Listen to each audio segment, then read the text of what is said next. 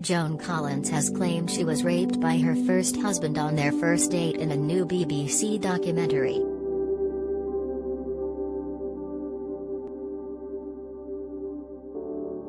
BBC Two's This Is Joan Collins followed the 88-year-old Dynasty star as she opened up about her 5 marriages.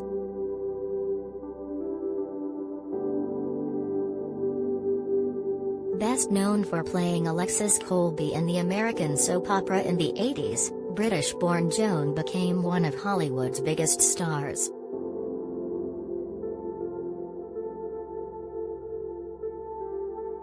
However, in a shocking revelation, the actress claims her ex-husband film star Maxwell Reed raped her on their first date before trying to pimp her out to rich old men for £10,000 a night.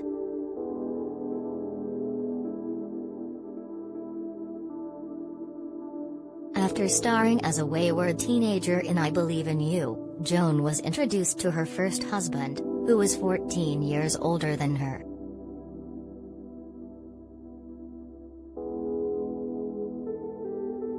The actress says she met the film star when she was 17 and he was 31.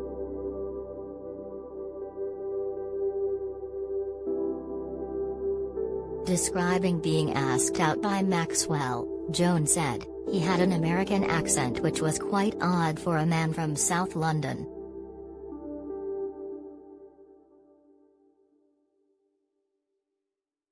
He was 31, and I was 17 and a virgin. I knew that would cause trouble at home."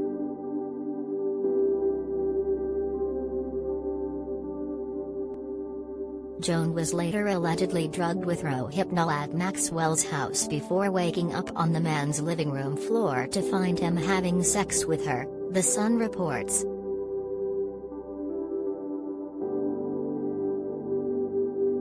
"The next thing I knew I was flat out on the sofa and he was raping me," Joan said.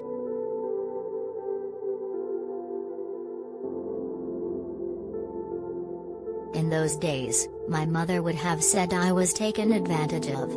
Now we call it date rape."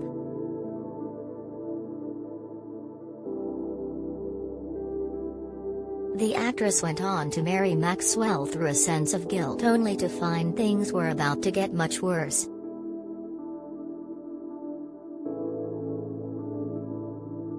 She said of their marriage, "Had I not been so innocent about sex and the way things should be, I wouldn't have done that, but I had a strong sense of guilt, so I did it."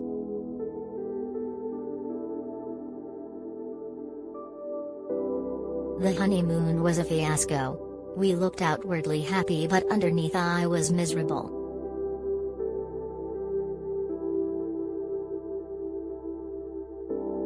Joan claimed that Maxwell gravitated towards rich old men and that she soon found out why.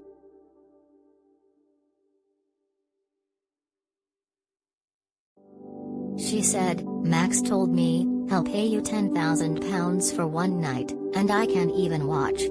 I looked at my handsome, loathsome husband and began to cry. Never in a million years."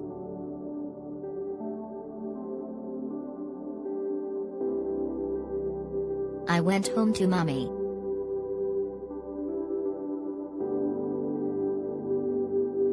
Joan filed for divorce from Maxwell and enjoyed the Hollywood lifestyle, partying with Marilyn Monroe at Gene Kelly's home.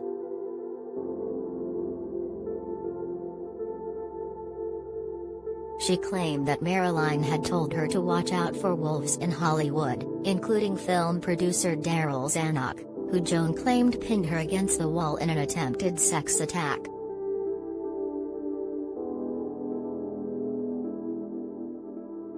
Joan said of the alleged attack, "Zanuck pinned me like a beetle to a board and said, 'You need a real man, honey, a real man.'"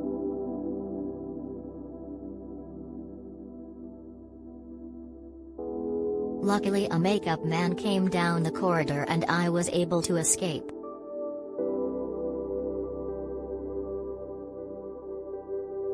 Joan didn't have anything good to say about Welsh actor Richard Burton either after the pair starred in The Sea Wife together.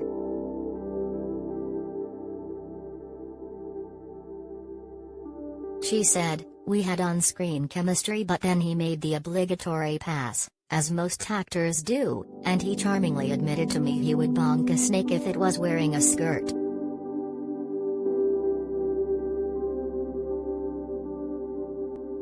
No way was I tempted, although I saw many other women fall like ninepins at his feet. He was known to be a wolf. I'm surprised Elizabeth Taylor married him.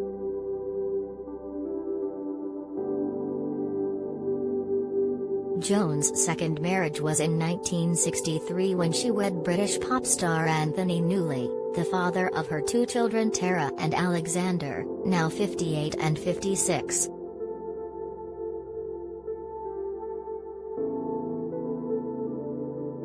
However, after reports of Anthony's infidelity, the relationship was over after 6 years.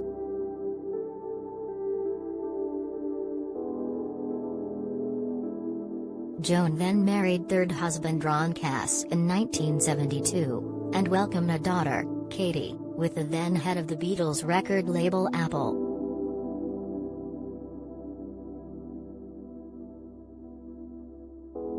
However, tragedy struck when Katie, then 9, was hit by a car and suffered a devastating brain injury in 1980.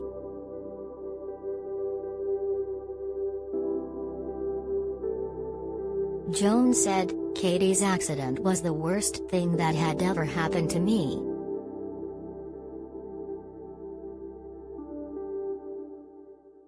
The actress divorced from Cass in 1983, and went on to meet her fourth husband, Scandinavian singer Peter Holm, at a party.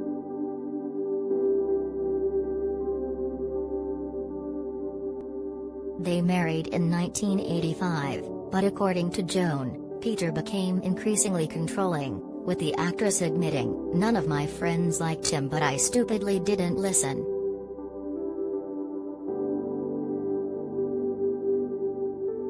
"The trouble was I was far too stubborn to admit I'd made a terrible mistake."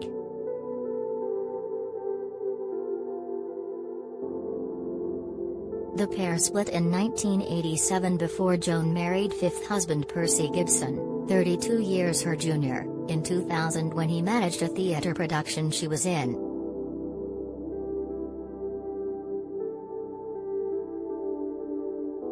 She said of their meeting, "It was giddy, it was fantastic, and Percy and I fell madly in love."